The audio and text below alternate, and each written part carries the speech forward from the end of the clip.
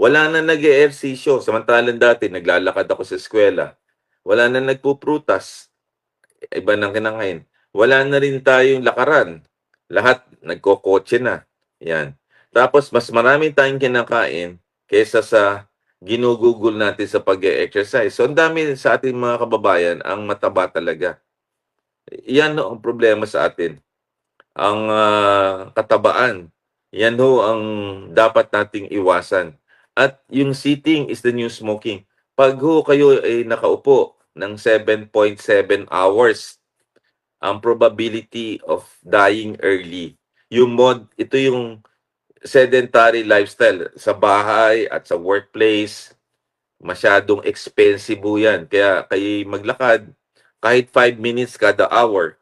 So kung 8-hour job kayo, 5 minutes times 40, that's about 8 hours. So dapat ginagawa natin yan. So tinuturo ko yung mga bagay-bagay. Kasi pagka kayo ay nakaupo na matagal, lalaki po ang inyong tiyan.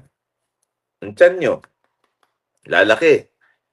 Magkaka-back pain ho kayo, tataas ang blood pressure, mamamaga yung paa ninyo at magdi-deep venous thrombosis kayo.